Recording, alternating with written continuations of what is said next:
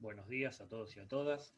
En esta clase vamos a hacer una presentación de la materia y vamos a explicar algunos lineamientos generales, tanto de criterios como conceptuales, que van a guiar la cursada a lo largo del cuatrimestre.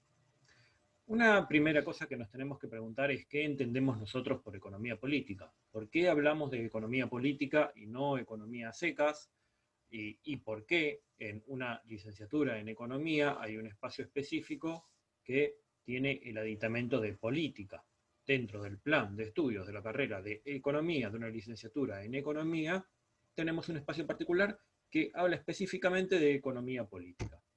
Entonces, ¿qué es lo que entendemos nosotros por economía política y qué lo diferencia de lo que puede llegar a ser la economía a secas?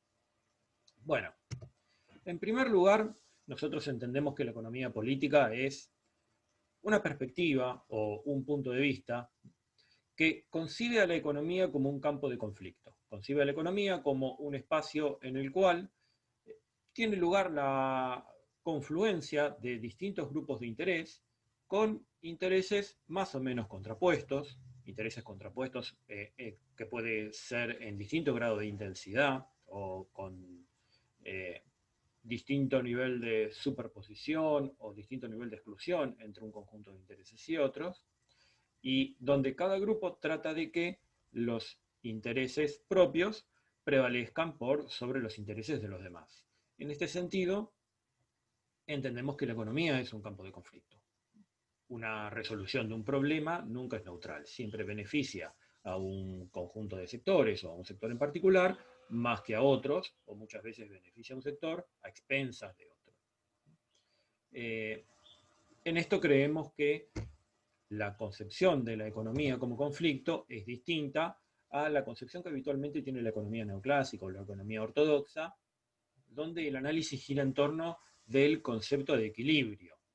El concepto de equilibrio es una situación en la cual todos los sectores alcanzan una situación óptima. Entendiendo por situación óptima, una situación en la cual todos los sectores que intervienen en el proceso alcanzan cierto nivel de satisfacción de sus demandas, y por el otro lado es una situación en la cual ningún sector puede mejorar sin empeorar al otro. En general, cuando hablamos de equilibrio en economía neoclásica, en los modelos de economía neoclásica, el equilibrio es la solución óptima, y si nos salimos del equilibrio, lo que sucede es un perjuicio social.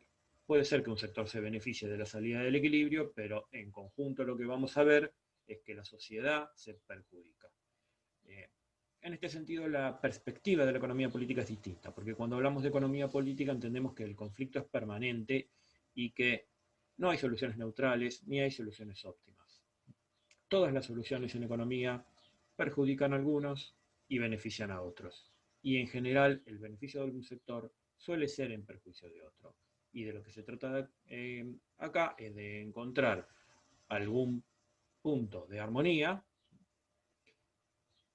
cuya búsqueda y cuya resolución responda a criterios políticos antes que a criterios económicos de eficiencia.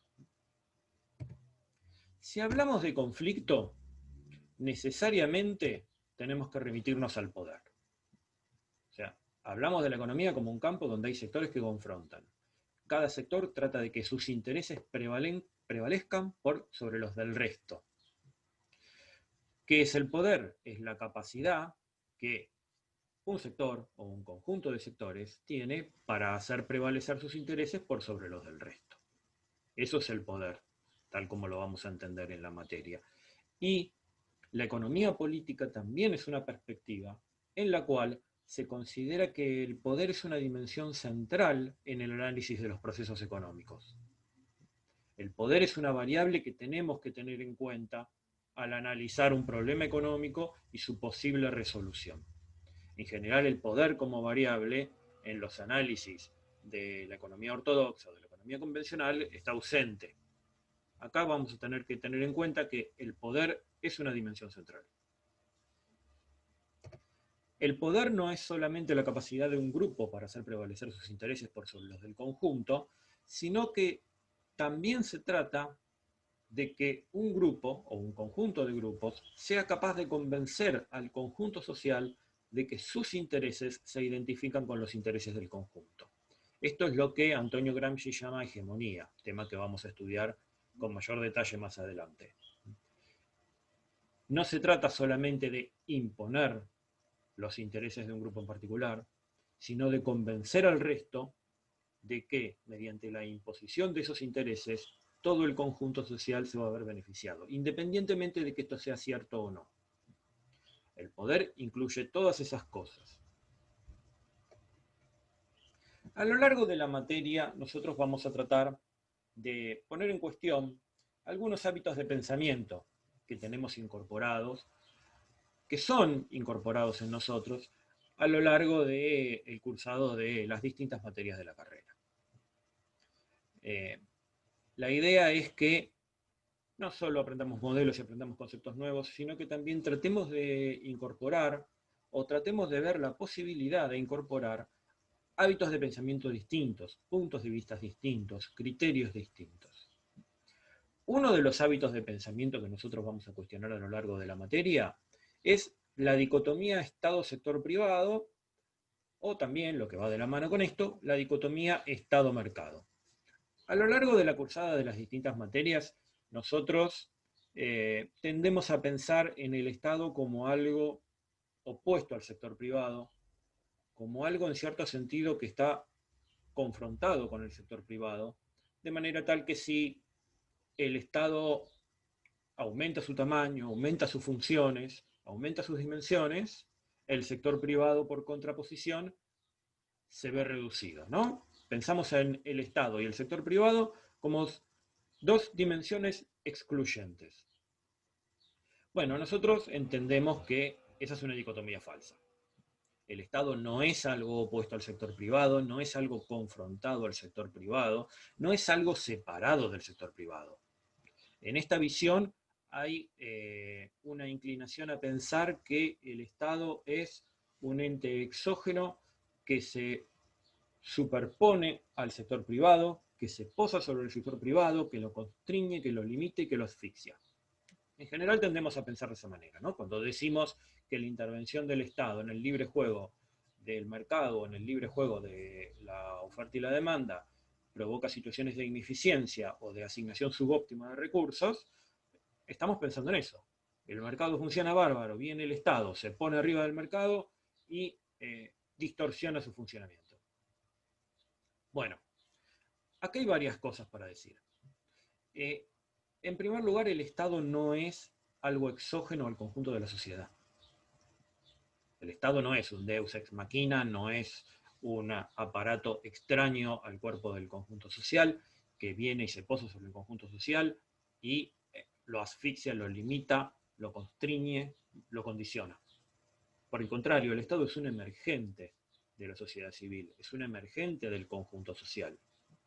El Estado es una entidad en la cual distintos sectores emergentes del conjunto social confluyen, acuerdan, con la finalidad de resolver conflictos, pero también con la finalidad de darse forma, con la finalidad de llegar a un conjunto de acuerdos que permitan que esa sociedad pueda desenvolverse en todos los aspectos de la vida.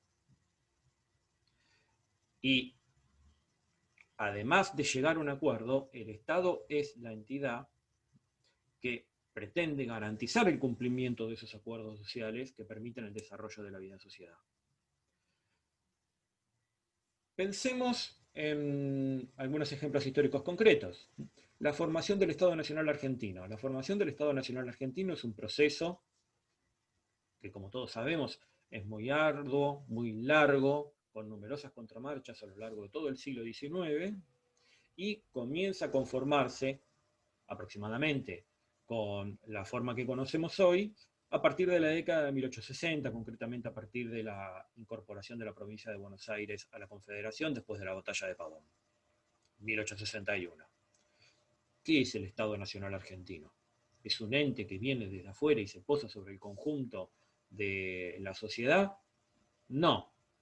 El Estado argentino es, de hecho, un proyecto ideado por muchos sectores sociales, donde tienen una hegemonía importante los terratenientes y los comerciantes de la provincia de Buenos Aires y en menor medida de la provincia de Entre Ríos y del litoral, que son los que piensan la forma que va a tener el futuro Estado argentino. Es un proyecto que surge desde la sociedad civil y desde sectores particulares de lo que hoy llamaríamos sector privado. Los estancieros de la provincia de Buenos Aires y los comerciantes de la provincia de Buenos Aires, que piensan que se tienen que dar a sí mismos un Estado para organizar al conjunto de la sociedad y también para encasillar dentro de ese proyecto político a los sectores que estaban en desacuerdo con ese proyecto de sociedad. Es un proyecto que busca, por un lado, consolidar determinados acuerdos y también resolver conflictos con los sectores que estaban en desacuerdo con ese proyecto, lo cual incluye la fuerza, lo cual incluye también la violencia y la represión. Pero, en conclusión, el Estado no es algo ajeno al conjunto de la sociedad civil, no es algo ajeno al sector privado, sino que es un emergente del sector privado, es algo creado por lo que hoy nosotros llamaríamos sociedad civil o sector privado, para poder concretar una serie de acuerdos que permitan el desenvolvimiento de la vida social en todos sus aspectos, incluido el económico, incluido el mercado. Después, por otra parte, nosotros tendemos a pensar a los agentes del Estado como separados de los agentes del sector privado. Los empresarios por un lado, los trabajadores por un lado, los políticos por el otro. Eso es algo absolutamente falso. El Estado está completamente permeado por los intereses de la sociedad civil, está completamente permeado y atravesado por los intereses del sector privado, no solo a través de lo que habitualmente conocemos como lobby, la iniciativa de distintos sectores provenientes del sector privado para influir en las decisiones de los políticos, cosa que de hecho existe, sino también porque las fronteras entre el Estado y el sector privado son completamente porosas. Muchos políticos tienen a su vez intereses en el sector privado o son representantes de determinados sectores del mundo privado.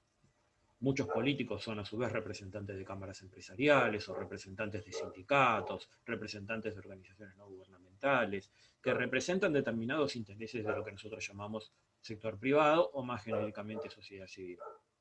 Y lo que uno ve es que muchos individuos, muchos agentes, muchas instituciones tienen un pie en el Estado y un pie en el sector privado. No es una cosa separable. De nuevo nos sirve acá como ejemplo la formación del Estado Nacional Argentino. Si uno ve durante la vigencia del modelo agroexportador la trayectoria de muchos de los principales personajes que formaron parte del Estado en ese momento, eran o grandes terratenientes, o grandes comerciantes, o ejecutivos de grandes empresas vinculadas con el negocio del modelo agroexportador. Y cuando cumplían su función pública y se terminaban sus periodos de vigencia o sus mandatos, volvían al sector privado, venían del sector privado, cumplían una función durante un tiempo determinado en el Estado y después volvían al sector privado. Y como funcionarios representaban los intereses del sector privado de los cuales provenían. Esto es algo que sucede en todo el mundo. En Estados Unidos esto es muy común. La puerta giratoria de la política es algo permanente. Muchos ejecutivos provenientes del mundo privado se insertan en la política con la finalidad de fortalecer los sectores de los cuales provienen y después, al terminar sus mandatos, vuelven al sector privado de donde provinieron. No son cosas separables. No es el Estado que se posa sobre el sector privado, sino que el Estado y el sector privado son dos dimensiones completamente entrelazadas. Y lo que es importante acá, el Estado surge del sector privado, el Estado surge de la sociedad civil, es un emergente de la sociedad civil, salvo en situaciones específicas como pueden ser los procesos de colonización, donde sí hay la imposición de una estatidad ajena a la sociedad civil en la cual se inserta. Después, hablamos de la dicotomía Estado-mercado, que es pariente cercana de la dicotomía anterior. Bueno, acá también hay una cuestión muy importante. El Estado no es algo ajeno al mercado. También tendemos a pensar como el mercado como una formación natural y al Estado como algo que viene de afuera y lo limita, lo condiciona, lo restringe y lo induce hacia situaciones de ineficiencia. Bueno, esto claramente no es así. Si uno mira el desarrollo histórico, esto no funciona de esta manera. De hecho, el Estado es una precondición para el desarrollo del mercado, por muchísimas razones. No son cosas opuestas, lejos de eso son cosas complementarias y más aún diría, el Estado es una precondición necesaria para el desarrollo del mercado. ¿Por qué? Por varias razones. Acá solamente citamos algunas, y esto por supuesto no es exhaustivo y tiene un largo etcétera. El cumplimiento de contratos entre particulares y el resguardo de los derechos de propiedad. El cumplimiento de los contratos entre particulares requiere una normativa, y esa normativa es el resultado de un acuerdo social general. Y ese acuerdo social general toma la forma de la ley, que la sanciona el Estado y de la cual el Estado es garante de su cumplimiento. Yo pido un crédito y dejo de pagarlo. ¿Ante quién recurre mi acreedor? Ante un juez, que es un funcionario del Estado. Y si tienen que ejecutar la hipoteca, si yo me resisto, en última instancia viene la fuerza pública. Viene la policía y me desaloja de la casa que yo había comprado con un crédito. El policía es un funcionario del Estado que cumple las directivas de un juez que es un funcionario del Estado. Ante el cumplimiento de contratos entre particulares, los derechos de las partes contratantes son resguardadas en última instancia por el Estado. Si el Estado no existiera, el desarrollo de los contratos entre particulares sería mucho más complejo y se vería mucho más obstaculizado. Lo mismo sucede con el resguardo de los derechos de propiedad. La propiedad es el resultado de un acuerdo social, no es un acuerdo entre individuos. Mi casa es mía porque hay una escritura, que es un documento público, que en última instancia yo puedo hacer valer ante el Estado. Mi casa es mía porque lo dice el Estado, no porque lo diga yo. Mi auto es mío porque hay un título de propiedad registrado ante el registro de la propiedad automotor, que es un organismo del Estado, que le dice al conjunto de la sociedad que ese auto es mío. El que dice que mi auto es mío es el Estado, no lo digo yo. Si lo digo yo, no sirve de nada. Lo tiene que decir el Estado. Y si me roban, yo puedo recurrir ante un juez o ante la policía para pretender, en el mejor de los casos, el recupero de lo robado. Pero la propiedad es algo que es garantizada por el Estado.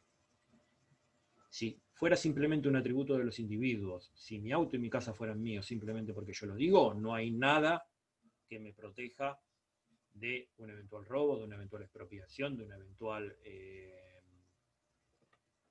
transferencia forzada de esa propiedad entre un individuo y otro. La construcción de infraestructura necesaria para el desarrollo de los intercambios, lo que habitualmente llamamos los bienes públicos. Todo lo que es una red de caminos, de comunicaciones, de transporte, todas esas cuestiones que en la literatura generalmente se llama bienes públicos y bienes no rivales, difícilmente sean encaradas en forma espontánea por el sector privado. Pueden ser concesionadas al sector privado, pero la planificación necesaria para esto, la concepción necesaria para esto, requiere de una autoridad centralizada. Eso solamente lo puede hacer una entidad estatal. Una entidad estatal es la que tiene que decidir, pensar y proyectar, por ejemplo, la construcción de una red de caminos o la construcción de un tendido de red de distribución de energía eléctrica o la construcción de un conjunto de vías férreas. Después se puede concesionar a un particular la construcción, la cuestión operativa de materializar eso que el Estado pensó y planificó. Pero si el Estado no lo piensa y lo planifica, por parte del sector privado, difícilmente se puedan desarrollar grandes obras de infraestructura. Se podrán realizar obras de infraestructura relativamente pequeñas, pero una red de infraestructura grande, coordinada, pensada para alcanzar un óptimo social, eso solamente lo puede realizar una entidad estatal. La emisión de moneda, bueno, si bien hay algunos ejemplos en la historia de surgimiento espontáneo de formas monetarias llevadas adelante sin una coordinación estatal, son muy limitados. Son muy limitados. La moneda en el mundo moderno es básicamente una convención social. Una convención social que tiene que tener el respaldo del Estado. Todos nosotros aceptamos los pesos como moneda de cambio en última instancia porque el Estado los acepta para pagar impuestos. Eso es lo que en última instancia garantiza que los pesos circulen como moneda de cambio en la economía interna. Sin garantía del Estado, difícilmente una moneda puede imponerse como medio de cambio general comúnmente aceptado en la sociedad. En el mundo moderno, todas las monedas cuentan con un respaldo estatal, todas. Lo cual no significa un respaldo metálico o un respaldo en un activo tangible. La moneda es una convención social. La moneda es aceptada porque el Estado dice que esa moneda debe ser aceptada. Incluso el dólar funciona de esa manera. El dólar en Estados Unidos no tiene respaldo en un activo físico, no tiene respaldo en oro. Es simplemente papel emitido por la Reserva Federal que cuentan con el respaldo del Estado. El Estado norteamericano lo acepta para pagar impuestos. A partir de ahí, el conjunto de la sociedad norteamericana toma los dólares como medio de cambio para su circulación interna y, bueno, por distintas razones que son más complejas de analizar, también el dólar se impone como medio de cambio a nivel global. Pero eso también tiene que ver con una determinada estatidad. No es que el dólar es espontáneamente aceptado por el conjunto de la comunidad internacional como medio de cambio. La regulación de un sistema estándar de pesos y medidas. Esto lo tenemos tan naturalizado que muchas veces ni nos detenemos a pensar en esto. Pero es una cuestión muy compleja y que en otras etapas de la historia ha generado problemas muy graves para el desarrollo del comercio. Y aún hoy genera problemas para lo que es la cuestión operativa de los intercambios. Si yo les pregunto a ustedes cuánto mide un metro, y bueno, intuitivamente uno qué hace. Bueno, es muy fácil saber cuánto mide un metro. Voy, compro un metro a la ferretería y ahí lo puedo verificar. O conceptualmente ustedes me pueden decir, mide 100 centímetros. Bueno, eso es una definición circular. La cuestión objetiva de cuánto mide un metro es bastante más compleja de lo que puede llegar a parecer. Hoy hay referencias a distintos parámetros físicos objetivos con los que uno puede comparar cualquier patrón de medida, un metro, una unidad de peso, una unidad de volumen. Pero en otro tiempo esto no era tan simple. Si yo soy vendedor voy a querer que un metro mida 90 centímetros y si soy comprador voy a querer que mida un metro 10. Y si no hay una entidad estatal en el medio que arbitre y que diga que un metro mide tanto, que un metro se define como tal longitud, la cuestión puede llegar a ser muy compleja. Lo mismo con los instrumentos de medición que se usan. ¿Quién me garantiza a mí que el metro que yo compro en la ferretería mide bien? O que la balanza que yo compro pesa correctamente. Bueno, hay instituciones como el INTA o el IRAN, que son oficinas estatales que certifican que la producción de esos instrumentos de medición esté bien calibrada. Si no, es muy difícil. Si esto se deja librado a la certificación de agentes privados, esto se tornaría muy complicado. Y de hecho, las magnitudes de medición están reguladas por la ley. En Argentina hay una cosa que se llama Sistema Métrico Legal Argentino, que es una ley del Congreso y que está impuesta por el Estado y controlada por el Estado. Cuando uno comercia con grandes volúmenes de mercancías, la cuestión de la precisión de la medición es muy importante, porque un pequeño error de medición puede dar lugar a errores en la estimación de las magnitudes absolutas cuantitativamente muy grandes. La gestión del sistema de seguridad. En última instancia, la seguridad y la defensa, si estuviera confiada a agentes privados, nos puede llevar a una situación de anarquía y a una situación de guerra de todos contra todos. En última instancia, el poder de policía del Estado, el monopolio de la fuerza física, es una de las cosas que define al Estado. Dejemos afuera en esto a lo que son empresas de seguridad privada. Un agente de seguridad privada solamente puede cuidar el lugar al cual se le confía su vigilancia, pero no puede detener a nadie. El poder de detener a un individuo porque cometió una infracción o porque cometió un delito, eso solo lo puede hacer el Estado. Y la sanción a una persona que cometió una infracción o que cometió un delito, solo la puede dictar el Estado. Y la ejecución de esa sanción, en el caso de un delito, como puede ser la privación de la libertad durante un tiempo determinado, eso es algo que solo lo puede supervisar el Estado. Un sistema de policía, un sistema judicial, un sistema penitenciario, son cosas que solo pueden llevar adelante unidades estatales, entidades estatales, que surgen de un acuerdo social general, que también son necesarios para el desarrollo del mercado. El desarrollo del mercado requiere el buen funcionamiento de un sistema de seguridad. Pensemos si no en los camiones de caudales, los camiones transportadores de caudales. Bueno, se necesita un sistema de seguridad que, entre otras cosas, penalice el robo de un camión de caudales y asegure que un camión de caudales no va a ser robado. Lo mismo con cualquier camión que transporta cualquier mercancía. Lo mismo con cualquier otro tipo de delito que en última instancia afecte derechos materiales.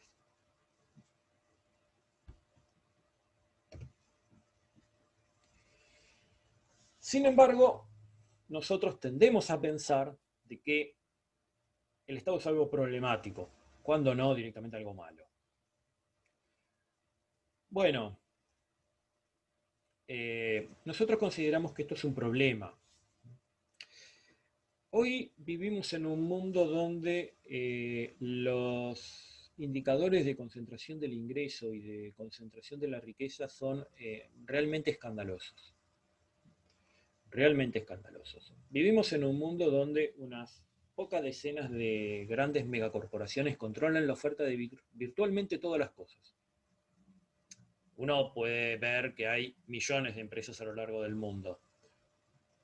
Pero si empezamos a analizar cómo son primero las estructuras de propiedad y después las redes de circulación, los flujos de circulación de mercancías y de servicios, vemos que hay nodos en la circulación de mercancías y de servicios donde la propiedad está muy concentrada y mediante el control de un determinado nodo de circulación de mercancías o de servicios se controla toda la cadena de producción. No es necesario que un capital concentre la propiedad de toda la cadena de producción o de toda la cadena de comercialización de un determinado producto. Basta con que controle un nodo estratégico de la cadena de circulación de un determinado producto o de la cadena de producción de un determinado producto para controlar el conjunto. Podemos citar numerosos ejemplos de esto. Las empresas petroleras tienen un control sobre la cadena de producción de prácticamente cualquier cosa muy grande, porque para todo se necesita la utilización de energía derivada del petróleo. Las cadenas de comercialización que están muy controladas, como por ejemplo en grandes hipermercados, tienen un control sobre la circulación de productos para el consumo masivo muy grande. A pesar de que el otro lado tenga muchas empresas productoras de una gran variedad de artículos de consumo masivo. No importa, si la comercialización se concentra fuertemente en grandes cadenas, esas grandes cadenas van a tener un control sobre el flujo de riqueza que se genera en la producción y comercialización de una innumerable cantidad de artículos. Lo mismo sucede con las finanzas. Y además, muchas veces vemos que, aunque tengamos muchas empresas, la propiedad directa de esas empresas muchas veces depende de una empresa más grande. Esa empresa más grande a su vez está controlada por otra aún mayor que controla muchas otras empresas, y en la cúspide del sistema tengo los grandes fondos de inversión que manejan paquetes accionarios de, en algunos casos, centenas de miles de millones de dólares. A lo que vamos es que vivimos en un mundo donde la concentración económica, la concentración del capital, la concentración de los flujos de ingreso y la concentración de la riqueza es muy grande. Es muy grande realmente. Acá en esta filmina citamos simplemente algunos datos, ¿no? Acá citamos algunos datos que recaba la ONG Oxfam, que es una ONG que se encarga de relevar permanentemente datos sobre pobreza y sobre concentración del ingreso, y hay algunos indicadores que son muy impresionantes, hay algunos números que son muy impresionantes realmente. Durante 2018, las 26 personas más ricas del mundo, las 26 personas más ricas del mundo, no las 26.000, las 26 personas más ricas del mundo poseían la misma riqueza acumulada que las 3.800 millones de personas más pobres. O sea, 26 personas tienen la misma riqueza acumulada que 3.800 millones de personas.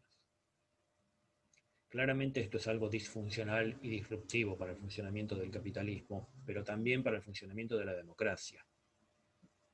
Y lo que es todavía más grave, ese número tiende a concentrarse cada vez más. En el mismo informe de Oxfam se cita que en 2017 esa cifra de 26 era de 43. Si en 2017 43 personas tenían una riqueza equivalente a la de la mitad más pobre de la humanidad, en 2017 eran 26 personas las que tenían una riqueza equivalente a la de la mitad más pobre de la humanidad. Y con esta tendencia va a faltar poco para que una sola persona tenga una riqueza acumulada equivalente a la riqueza acumulada por la mitad más pobre de la humanidad. Otro dato que refuerza lo mismo, en 2019 el 1% más rico de la población mundial posee el doble de la riqueza que 6.900 millones de personas. Estamos hablando de que la población mundial tiene alrededor de 7.500 millones de personas. O sea, el 1% más rico de la población mundial acumula más del doble de la riqueza que casi el 80% de la población mundial más pobre, dentro de la cual nos incluimos todos nosotros. Esto quiero dejarlo bien claro. Todos nosotros, docentes de la Universidad Nacional de Mar del Plata, y todos nosotros, estudiantes de la Universidad Nacional de Mar del Plata, estamos obviamente dentro de la mitad más pobre de la humanidad, no les quepa ninguna duda. Dentro de la mitad más pobre de la humanidad no lo sé, pero dentro del 80% más pobre de la humanidad seguro.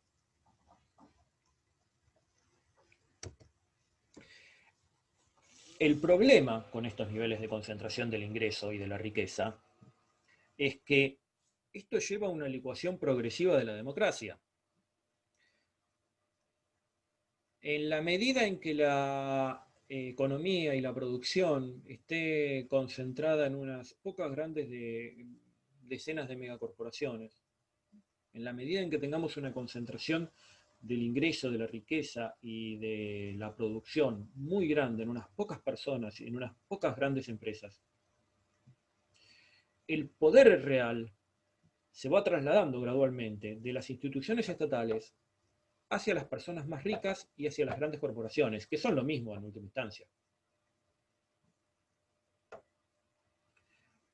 En la medida en que sean las grandes corporaciones las que controlan la economía y que tengan capacidad de condicionar al Estado con respecto a las políticas económicas que aplican y con respecto a las reformas sociales que tienen que llevar a cabo, esto produce un deslizamiento, un traspaso del poder real desde el Estado hacia las grandes corporaciones y hacia las personas más ricas, desde las grandes mayorías hacia las personas más ricas. ¿Esto qué implica en última instancia? Un vaciamiento de la democracia. Esto implica en última instancia que la democracia se va reduciendo cada vez más a un conjunto de instituciones formales y hacia un conjunto de rituales formales, como los procesos parlamentarios o los procesos electorales, en los cuales realmente no se decide nada, porque las decisiones se toman en otro lado. Una democracia que funciona de esta manera, claramente, no es una democracia real, no es una democracia genuina. Se parece cada vez más a una dictadura. Y la verdad es que el capitalismo realmente existente en el mundo de hoy está tendiendo cada vez más hacia esa situación.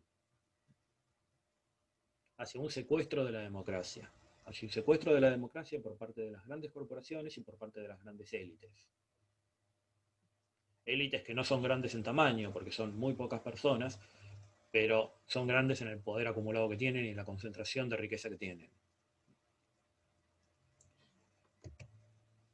Esto lleva en última instancia a la transformación de nuestra forma de organización social hacia un fenómeno que algunos autores llaman refeudalización o feudalismo neocorporativo.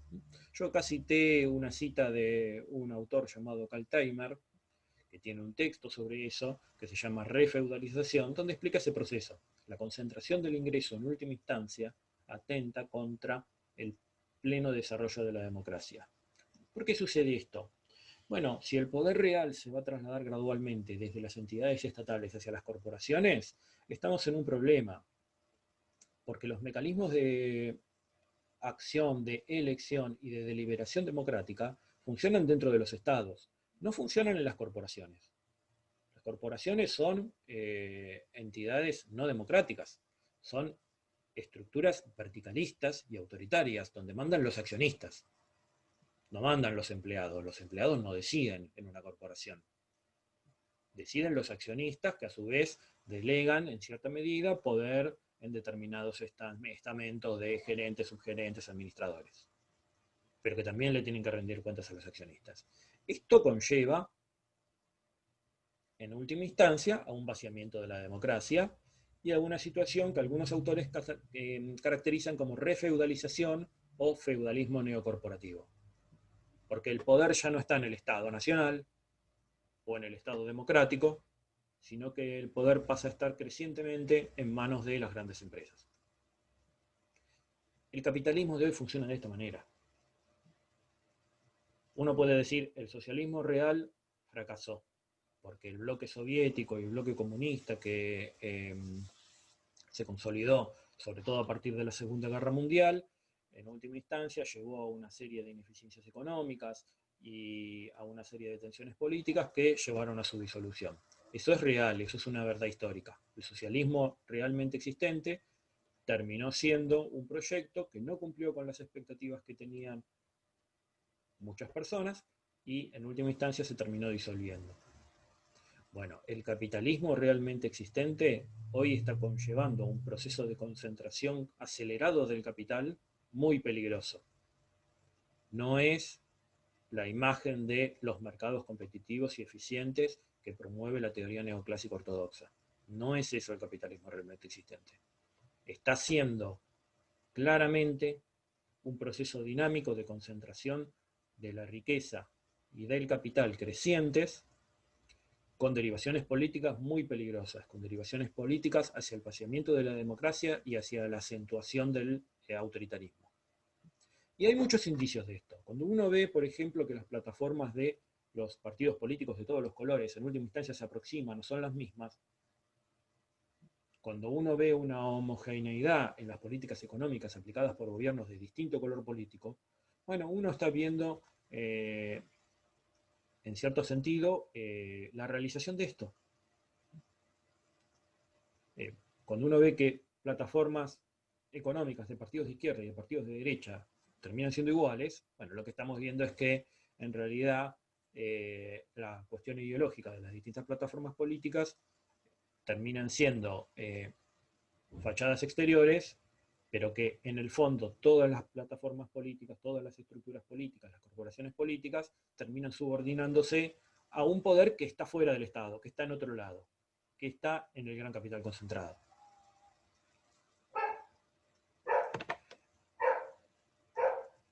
¿Cómo es la estrategia posible? ¿Cuál es una de las estrategias posibles para enfrentar esta situación de concentración de la riqueza, concentración del capital y vaciamiento de la democracia? Bueno, en el mundo de hoy, la posibilidad de reforzar los mecanismos de elección y de acción democráticas están dentro de las entidades estatales.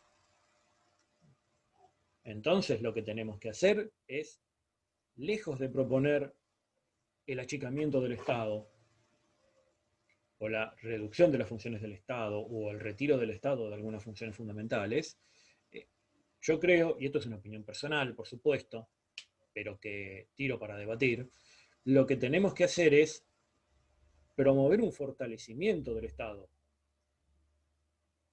Porque la democracia solamente es posible en el mundo de hoy y para confrontar contra grandes corporaciones y contra el capital megaconcentrado, la democracia solo es posible en grandes entidades estatales.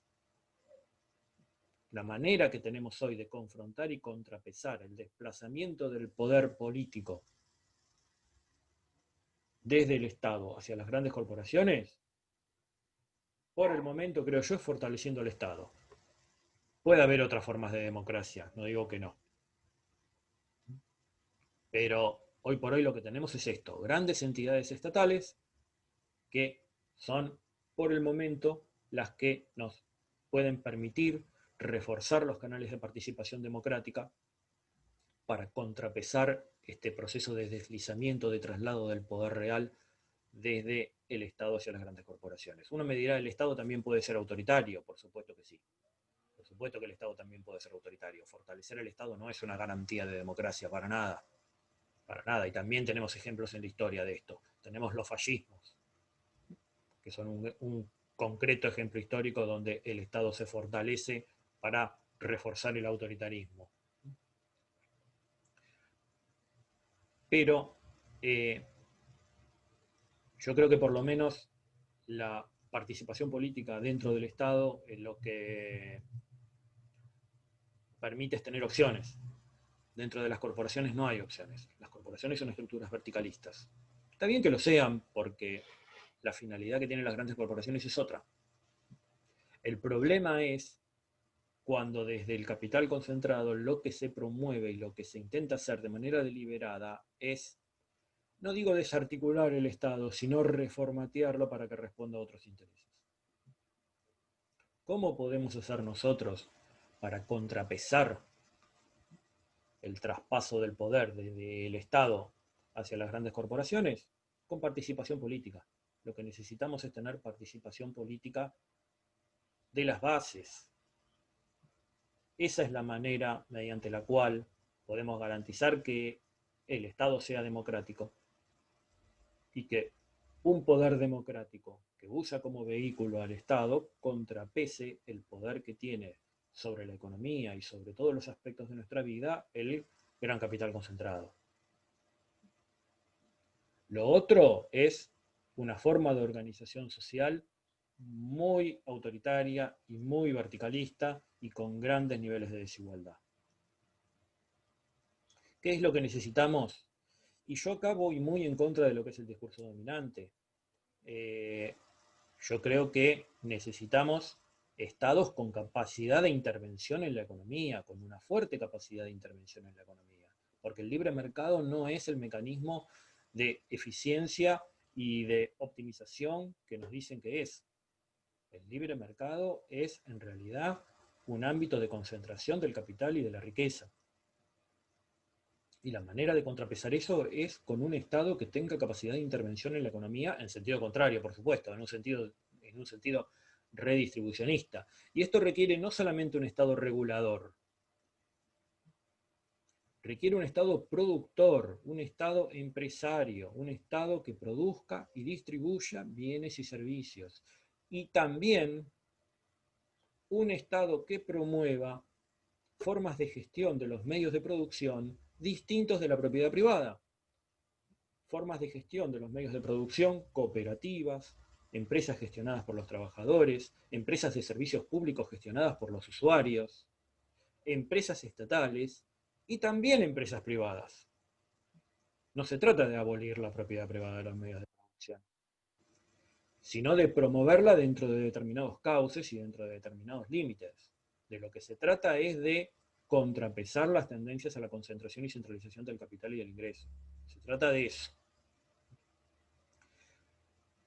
Lo curioso acá es que desde el discurso que se difunde desde determinados tanques de pensamiento, desde determinados polos de difusión de ideas, es claramente contrario al Estado y a la política.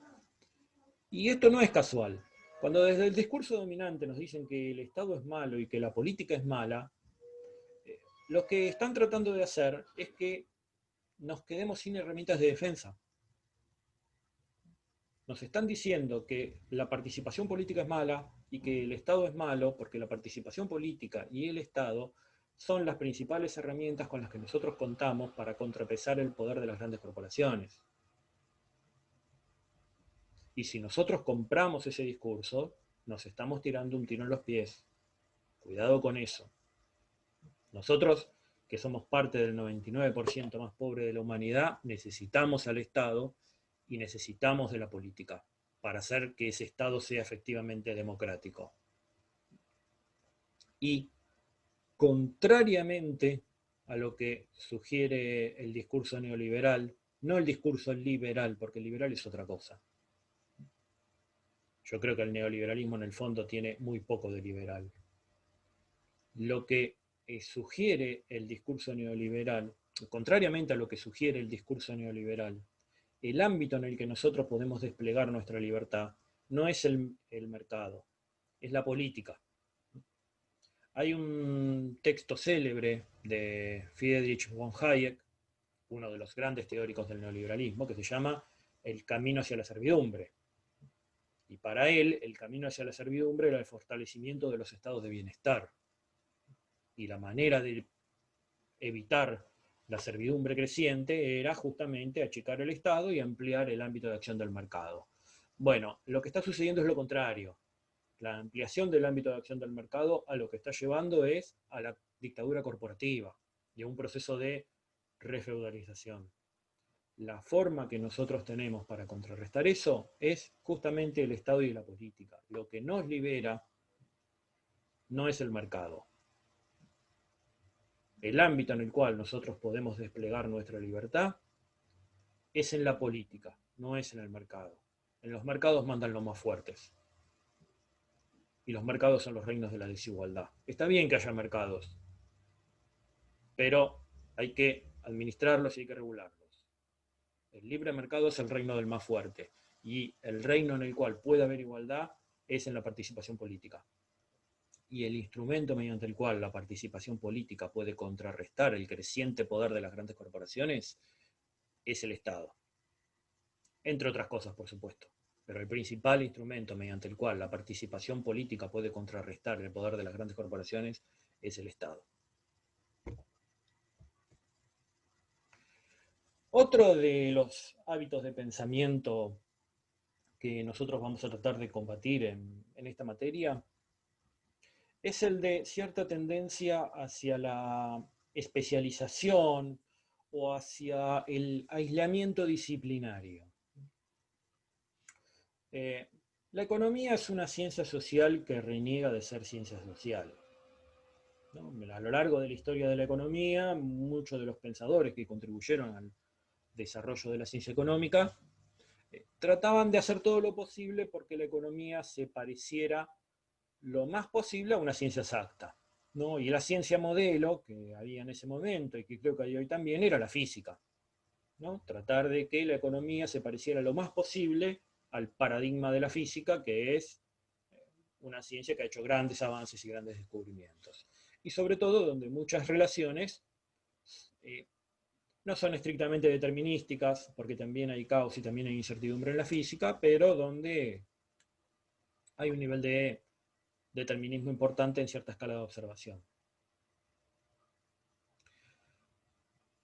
Bien,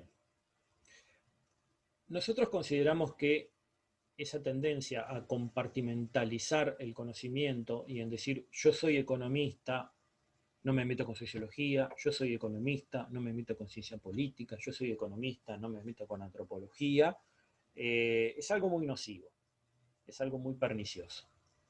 ¿Por qué?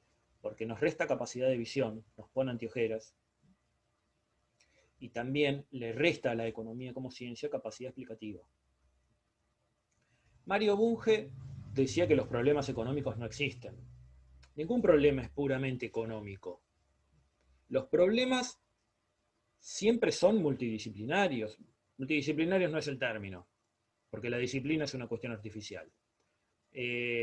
Los problemas siempre son multidimensionales. En realidad, todo problema que nosotros identificamos como económico, en realidad, en el fondo, es un problema social con múltiples dimensiones, de lo cual lo económico es solamente un aspecto. Cuando nosotros detectamos un problema económico, lo que estamos haciendo es un recorte de la realidad. Estamos recortando una partecita de un problema y la estamos separando para su estudio, muchas veces aislada del resto. Y esto es un problema porque los problemas son problemas totales. Si yo separo una parte y la analizo aislada del resto, no estoy analizando nada en realidad. Porque la dimensión económica separada del conjunto multidimensional que integra un problema pierde su naturaleza, se denaturaliza. No hay problemas económicos. Ningún problema es puramente económico. Lo que tengo son problemas sociales multidimensionales. Y la separación en disciplinas, esto es economía, esto es política, esto es sociología, esto es geografía, esto es antropología, esto es ecología, eso es una cuestión completamente artificial que hacemos nosotros, a veces por comodidad, a veces también por pereza intelectual. La realidad no aparece separada en disciplinas académicas. La realidad no aparece separada en economía y las demás cosas. La realidad aparece toda junta. Y nosotros, en la medida de lo posible, tenemos que ser capaces de tener una visión amplia. No se puede entender la totalidad porque eso escapa a nuestras posibilidades como seres humanos. Si somos economistas, y no podemos saber toda la economía, toda la sociología, toda la ciencia política, toda la historia. Eso no podemos porque no nos alcanza la vida para eso. Pero sí tenemos que tener una mentalidad abierta y no cerrarnos. ¿Por qué digo esto? Porque es muy común en estudiantes de economía y también en economistas graduados que ejercen la profesión, la actitud de repliegue hacia nuestra disciplina. Y decir, la política es una cosa, la economía es otra, la sociología es una cosa, la economía es otra. Y yo con otras disciplinas que no son las mías no me meto. Bueno, eso es un error muy grande. Tenemos que meternos con todo. La economía es simplemente un lado para abordar una problemática social multidimensional. Y cuando abordamos esa problemática social, en nuestro caso desde la economía, nos vamos a encontrar con todo lo demás. Y tenemos que ser capaces de entender todo lo demás, en la medida de lo posible, aunque sea parcialmente. Pero no tenemos que cerrarnos en nuestra disciplina. Eso nos lleva al fracaso, indefectiblemente. Podemos poner muchos ejemplos de esto. Decimos, ningún problema es puramente económico. No hay problemas económicos. Los problemas económicos no existen como tales. Lo que hay son problemáticas sociales multidimensionales. Y a partir de acá nosotros podemos poner muchos ejemplos. Cualquier problema económico que se nos ocurra, vamos a ver que cuando empezamos a profundizarlo tiene múltiples dimensiones. Pongamos como ejemplo, los modelos extractivistas en América Latina. ¿Son problemas económicos? Sin duda, son problemas que tienen una dimensión económica. ¿Por qué? Y bueno, los modelos extractivistas, incluso muchos gobiernos progresistas han impulsado modelos extractivistas, porque son una manera relativamente fácil y rápida de hacerse de divisas, de recomponer las reservas del Banco Central, de atender las obligaciones de las deudas externas, le permiten a los gobiernos un mayor margen de maniobra para aplicar políticas económicas, entre ellos también políticas sociales y políticas distributivas. Entonces uno ve que los modelos extractivistas fueron llevados adelante por gobiernos que podríamos llamar de derecha, sí, y también por gobiernos progresistas o de izquierda, también. ¿Y por qué?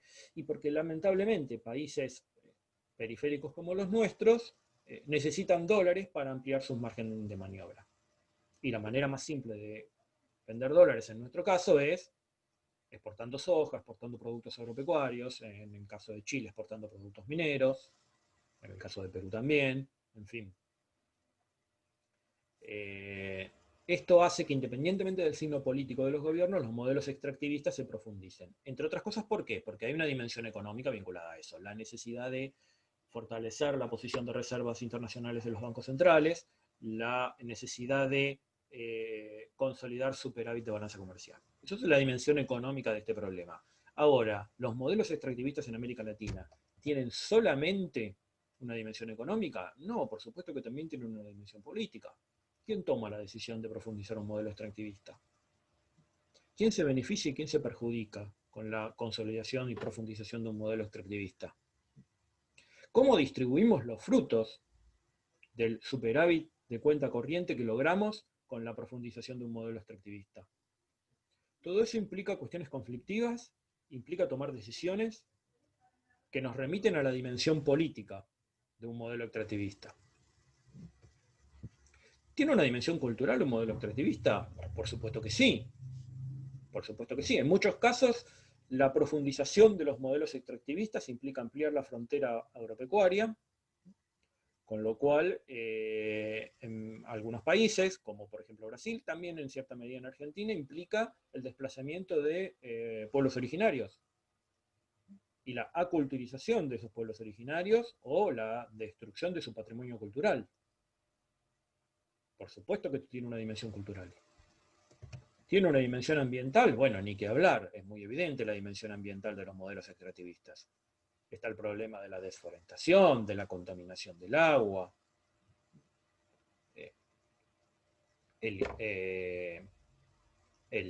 los incendios forestales. Por supuesto que tiene una dimensión ambiental muy evidente, muy visible. Una dimensión geográfica, y sí, por supuesto, cambia la configuración del territorio, la consolidación de los modelos extractivistas. Pensemos en la megaminería. Se pulverizan montañas enteras para extraer minerales. Eso implica también una dimensión ambiental y geográfica. Dimensión ambiental y dimensión geográfica son dos cuestiones también que van de la mano, no son enteramente separables. Y esto tiene, por supuesto, un largo etcétera, ¿no? Esta lista no pretende ser exhaustiva. Con cualquier problema económico que abordemos vamos a tener este problema. Vamos a tener esta multidimensionalidad, que no es separable. Un problema más chiquito que el de la consolidación de los modelos extractivistas. La construcción de esos edificios espantosos que proliferan en muchos barrios de Mar del Plata. En muchos casos, gracias a la aprobación de excepciones a los códigos urbanísticos de construcción.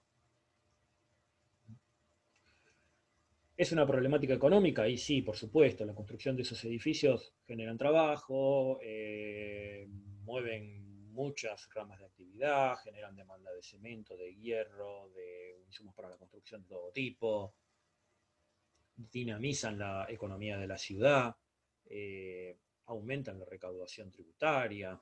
Por supuesto que son un problema económico. ¿Son un problema político? Y sí, muchas veces la construcción de esos edificios implica, como dijimos, la aprobación de excepciones a la normativa urbana. Y ahí hay que tener ciertas influencias en el gobierno municipal y demás. Hay intereses que se ven afectados, cambia la fisonomía de los barrios, con lo cual los vecinos de un barrio ven la fisonomía de su barrio afectada.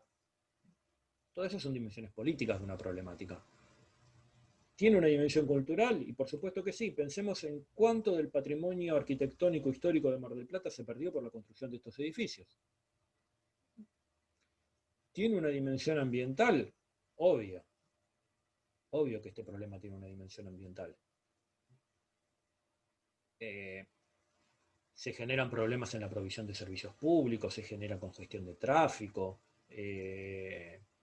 se generan determinadas congestiones también de personas, en lo que son los flujos de circulación de personas, se generan problemas de transporte público. Todo esto son problemáticas ambientales. Tiene una dimensión geográfica y por supuesto cambia la fisonomía de la ciudad. Este tipo de proyectos cambian la fisonomía de la ciudad. Y de nuevo, podemos seguir. ¿A qué vamos con esto? Ningún problema económico es puramente económico. Ningún problema económico es solamente económico. Y muchas veces lo que nosotros detectamos como un problema económico, ni siquiera lo económico es lo más importante. Lo económico es un recorte de un aspecto de una problemática social multidimensional y a veces ni siquiera lo económico es lo más relevante. Por eso, no digo que nosotros tengamos que conocer todas las disciplinas que atañen a las dimensiones posibles por las cuales se ve cruzada una problemática social, pero sí que tenemos que tener la mente abierta y entender que el aporte que podemos hacer nosotros es siempre parcial. Por esto yo siempre digo, hay que abordar los problemas económicos, entre comillas, desde una óptica transdisciplinar. A mí me gusta más el término transdisciplinar que el de multidisciplinar o interdisciplinar. Multidisciplinar me da la idea de un montón de disciplinas que se amontonan unas arriba de otras.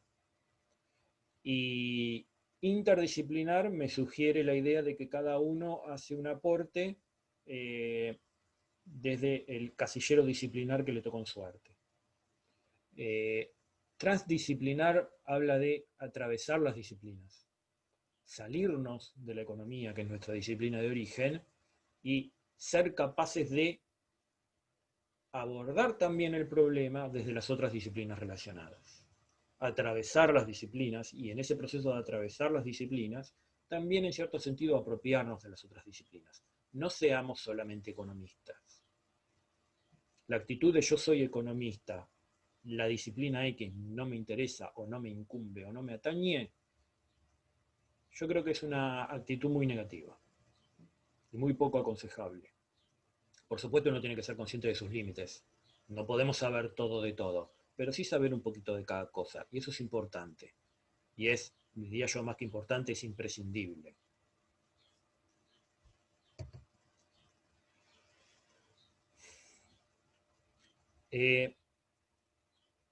En la medida en que todo problema social, no solo problema económico, todo problema social que tiene una dimensión económica, esté atravesado por situaciones de conflicto, todo problema tiene una dimensión política.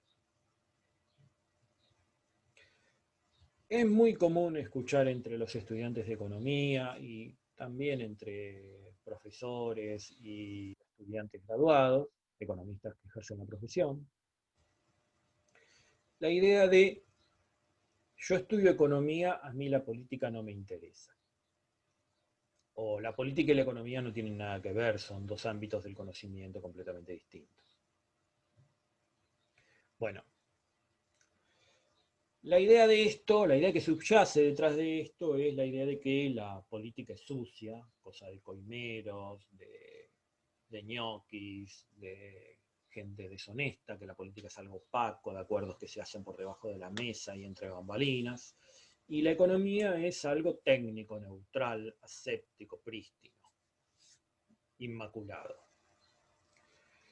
Bueno, sobre las interacciones de la política y la economía hablamos al comienzo de esta clase, pero también yo en esto soy particularmente drástico. Si la política es sucia, la economía también es sucia. Es muy sucia la economía. Si uno analiza problemáticas económicas a lo largo de la historia, va a ver que se ha matado gente por problemas económicos. Se exterminan pueblos enteros por el control de recursos económicos y por el control de mercados. Se cometen genocidios con motivaciones económicas. Y podemos citar numerosos ejemplos a lo largo de la historia. Si la política es sucia, la economía también es sucia. Pero más allá de eso, si yo digo la política es sucia y la economía es sucia, estoy manteniendo todavía esa situación de separación entre las dos esferas del conocimiento. La verdad es que la economía y la política, además de esferas del conocimiento, son esferas de la acción humana y no son separables. No son separables de la misma manera que la economía no es separable con ninguna otra dimensión de las problemáticas sociales. Es muy común escuchar entre los estudiantes de economía, yo estudio economía, a mí la política no me interesa. Yo creo que un estudiante de economía o un economista que no le interese la política se equivocó de carrera. Un economista tiene que estar interesado en política. Esto no quiere decir que tenga que militar o participar en política un economista. O sea, participar en política es una decisión personal y es un modo de vida. Pero un economista sí tiene que entender la política. Un economista tiene que entender las lógicas de acción política, porque si no, no va a poder entender cabalmente los procesos económicos. Y otra cuestión que acá es muy importante. Todo problema social que tiene una dimensión económica, entre otras, tiene una serie de eventos previos que lo definen y lo condicionan y que lo determinan en última instancia. Es decir, todo problema social, en parte también económico, tiene una historia. Todo problema social está históricamente determinado, históricamente definido. ¿Qué quiero decir con esto? Todo economista tiene que tener una sólida formación en historia. Un economista que no tenga una sólida formación en historia, no en historia económica, en historia a secas, en historia general, un economista que no tenga una sólida formación en historia va a estar muy limitado en sus competencias. ¿Por qué? Por varias razones, pero a mí me gusta destacar fundamentalmente dos. Primero, la historia es una disciplina que nos da esa visión holística, transdisciplinar de los problemas sociales. Y bien entendida nos da una perspectiva dinámica de las problemáticas sociales. Pero sobre todo está el hecho de que nosotros eh, estudiamos una disciplina que es una ciencia social. Nosotros no podemos experimentar, no tenemos el recurso al experimento controlado. Con lo cual, el laboratorio en el cual nosotros validamos o refutamos nuestras hipótesis es el conocimiento histórico. No nos queda otra. Tenemos que saber historia, indefectiblemente.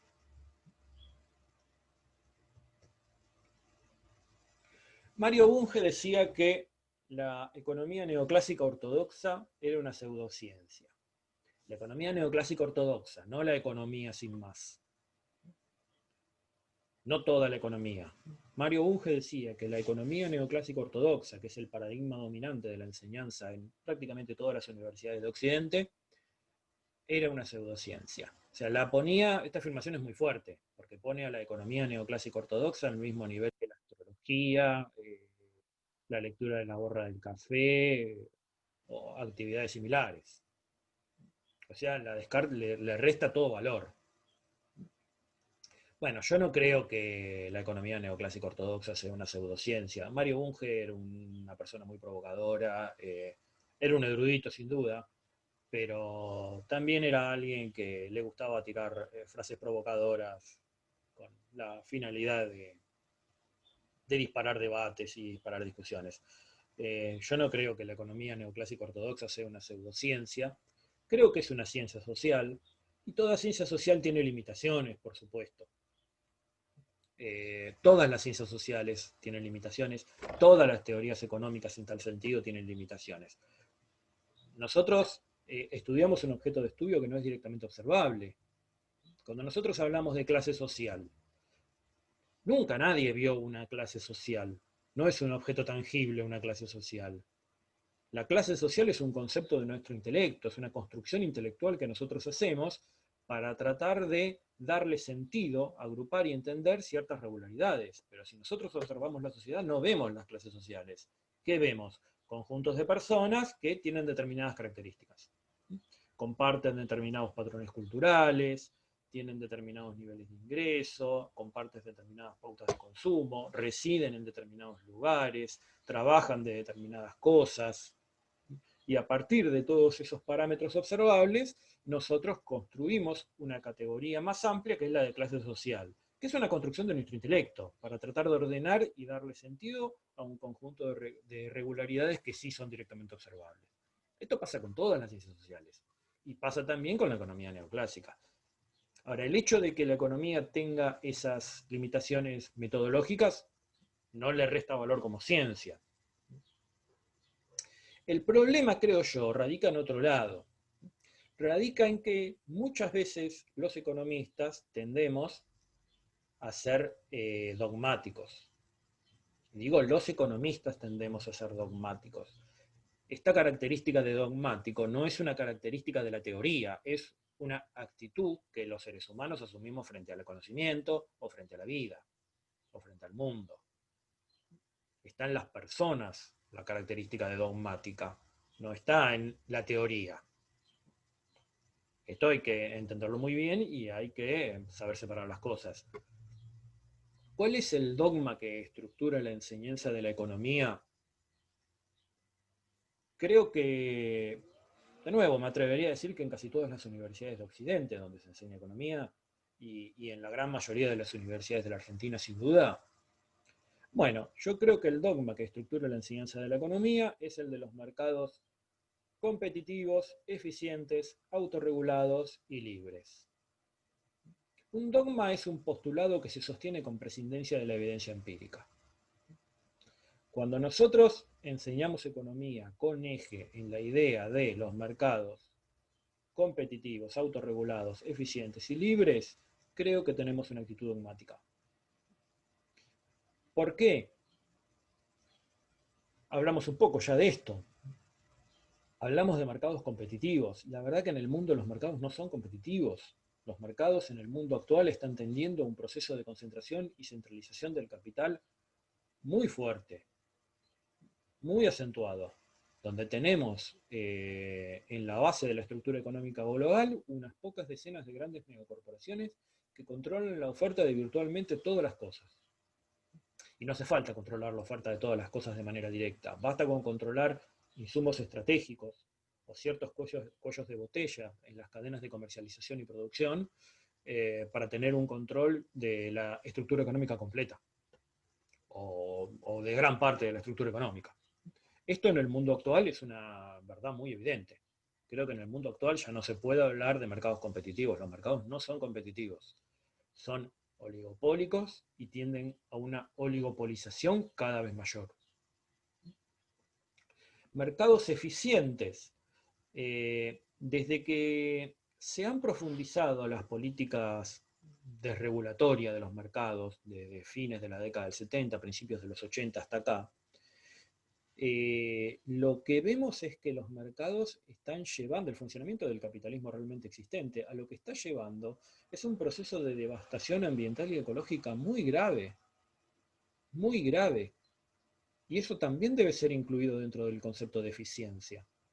Si incluimos la dimensión ambiental y ecológica dentro de la idea de eficiencia de los mercados son completamente ineficientes. Y si pensamos en los mercados como estructuras eficientes, en el sentido de que maximizan el bienestar social, vemos niveles de desigualdad en la distribución de la riqueza y porcentajes de pobreza hoy crecientes y muy grandes. Claramente los mercados no se están mostrando eficientes para maximizar el bienestar social. Es decir, que el libre mercado es eficiente es por lo menos una afirmación cuestionable. La idea de mercados autorregulados, de nuevo, desde fines de los 70, principios de los 80, que se inicia la política de desregulación de mercados y se profundiza a lo largo de estas décadas la desregulación de los mercados, lo que vemos es que las crisis económicas son cada vez más frecuentes y de mayor profundidad. Había menos crisis y las crisis eran más atenuadas en las décadas anteriores, con mercados fuertemente regulados, que ahora. La desregulación de los mercados a lo que ha llevado es a un aumento en la frecuencia y en la intensidad de las crisis económicas. Claramente los mercados no se autorregulan. Y la última idea, la idea de los mercados libres. Acá el conocimiento histórico nos permite aclarar el punto. Los mercados no son libres y no lo fueron nunca. Los mercados generalmente se abren por la fuerza. Los mercados muchas veces se imponen. Y, por ejemplo, el estudio de las dos grandes guerras mundiales del siglo XX son un claro ejemplo de eso. Son, en última instancia, guerras que, como toda guerra, tienen motivaciones económicas y en última instancia se pelean por el control de recursos y por el control de mercados. Estos son ejemplos extremos, pero hay numerosos ejemplos en la historia donde la negativa de un país, de un pueblo, de una sociedad a abrirse a determinado mercado implica una invasión militar. Los mercados se abren por la fuerza y se abren a cañonazos. No son libres. No lo fueron nunca y no lo son ahora. Sin embargo, ese dogma estructura nuestra comprensión de la economía. No es un problema de la teoría, es un problema nuestro. Yo no creo que la economía neoclásica ortodoxa sea una pseudociencia. Sí creo que muchas veces los economistas tendemos a ser dogmáticos. Y el dogma que predomina en la enseñanza y en el estudio de la economía es este que acabo de explicar, el de los mercados competitivos, eficientes, autorregulados y libres. La verdad es que los mercados no tienen ninguna de esas 4 características, lo cual nos impone la necesidad de pensar en otros términos. La economía neoclásica hay que saberla y hay que estudiarla, pero hay que ser capaz también de salirse de los parámetros de pensamiento que el paradigma neoclásico nos impone. Eso sí es una necesidad. Lo peligroso no es ser neoclásico, lo peligroso es ser dogmático. Y eso sí, yo creo que es un problema grave, y eso sí yo creo que caracteriza la enseñanza de la economía. ¿Cómo se sale del pensamiento dogmático? Del pensamiento dogmático se sale simplemente conociendo otros paradigmas. ¿Tenemos que ser neoclásicos? ¿Tenemos que saber economía neoclásica? Sin duda que sí. Y tenemos que saber también muchas otras corrientes de pensamiento. De nuevo, es muy probable que no nos alcance la vida para conocer todo lo que se ha escrito sobre economía. Pero sí tenemos que tender a eso, a tener la mente abierta y a conocer la mayor cantidad de paradigmas económicos que podamos, que tampoco son tantos, hay que decirlo esto también. Los fundamentales son unos pocos. ¿Por qué esto? Nosotros tendemos a estudiar teorías económicas como si fueran verdades mecánicas, determinísticas, como si fuera la ley de la gravitación universal, una verdad incuestionable. Bueno, esto es un error.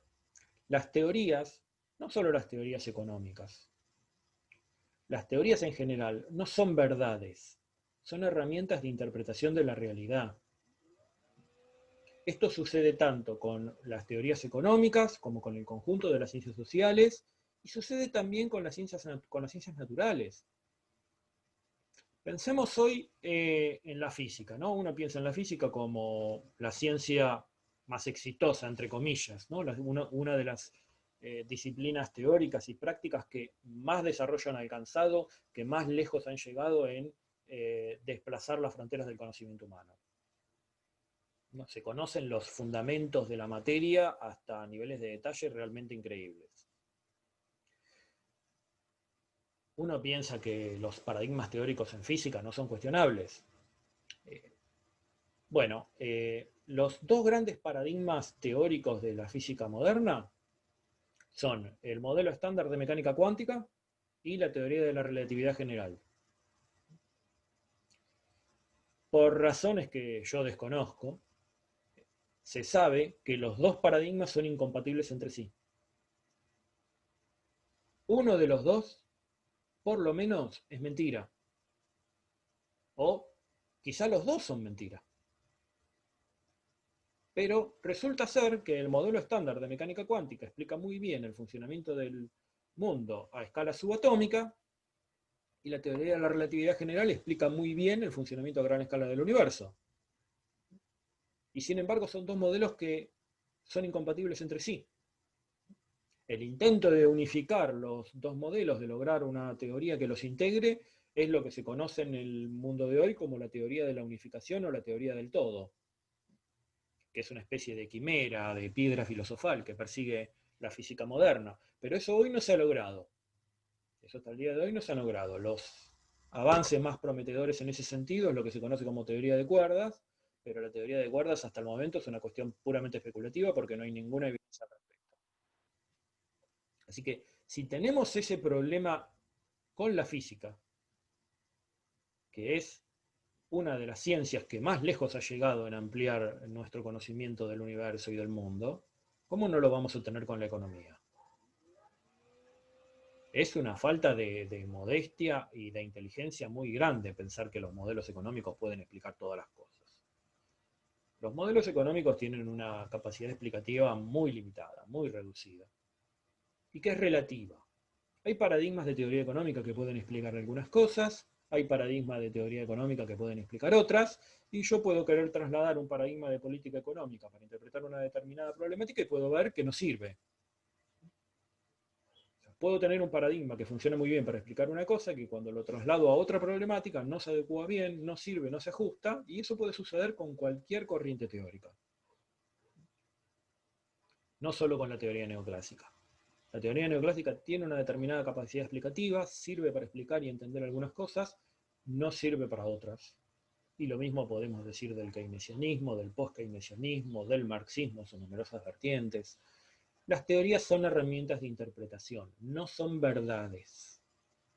No son verdades. Cuando hablamos de distintos paradigmas de teoría económica, no se trata simplemente de estudiar modelos.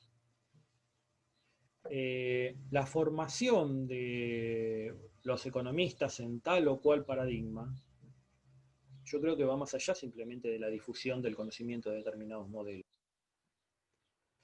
Cuando nosotros nos formamos en un determinado paradigma, aprendemos a pensar de determinada manera. Formarnos en tal o cual paradigma moldea nuestro pensamiento, moldea nuestro discurso y moldea nuestra subjetividad. Nosotros nos creemos que pensamos libremente. No pensamos libremente. Ninguno de nosotros piensa libremente. Todos nosotros pensamos como nos enseñaron a pensar. Pensamos como nos enseñan a pensar. Pensamos a partir de y a lo largo de ciertos hábitos de pensamiento que tenemos incorporados, de los cuales en general no somos conscientes. Esos son límites que nosotros tenemos como seres humanos, que no podemos eliminar. Pero lo que sí podemos hacer es correr esos límites para movernos en un espacio más amplio, para pensar en un espacio más amplio. Eso sí lo podemos hacer. ¿Cómo lo podemos hacer? Conociendo otras cosas, sobre todo conociendo cosas distintas de las que ya sabemos. Y pensando que las cosas pueden ser de manera distinta a como creemos que somos. A como creemos que son, perdón. Eso sí lo podemos hacer. No podemos eliminar los límites dentro de los cuales pensamos y concebimos el mundo porque somos seres limitados. Pero podemos correrlos, podemos empujarlos para tener un mayor margen de libertad. En este sentido yo creo que es cierto que el conocimiento nos hace libres. Yo solía decir, el conocimiento no nos hace libres, el conocimiento solamente nos hace conscientes de nuestra esclavitud. ¿Por qué? Y porque estamos presos de ciertas estructuras que no tenemos el poder de transformar. Bueno, ser conscientes de nuestra esclavitud es algo. El esclavo que es consciente de su esclavitud está un paso más cerca de su libertad que el que naturaliza la esclavitud. Bueno, en principio de eso se trata. Después, si tendremos poder o no para transformar las estructuras dentro de las cuales desplegamos nuestra vida, eso será otra cuestión. Tampoco es una afirmación tajante que tenemos o no tenemos poder para transformar esas estructuras. El poder se construye, y se construye con conocimiento. Ese es el primer paso. Las teorías, al moldear discurso, al moldear pensamiento, al crear subjetividad, al imprimirnos en nuestra cabeza una determinada visión del mundo, directa o indirectamente, nos están impregnando con una determinada ideología. Las teorías contienen una visión del mundo. Todas las teorías contienen una visión del mundo.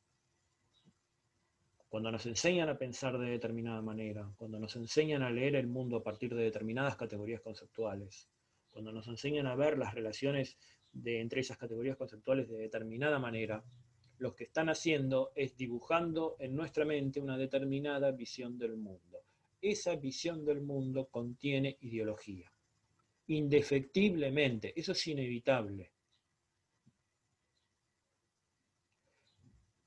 No está mal que las teorías contengan ideología. Lo que está mal es que no seamos conscientes de ello.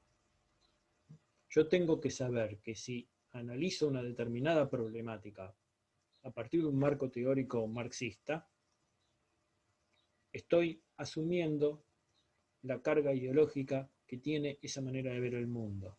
Y si analizo un problema económico desde una visión neoclásica, también asumo la carga ideológica que tiene consigo la teoría neoclásica, porque todas las teorías económicas tienen una carga ideológica que a veces es explícita y que a veces es implícita, que yo creo que es inevitable.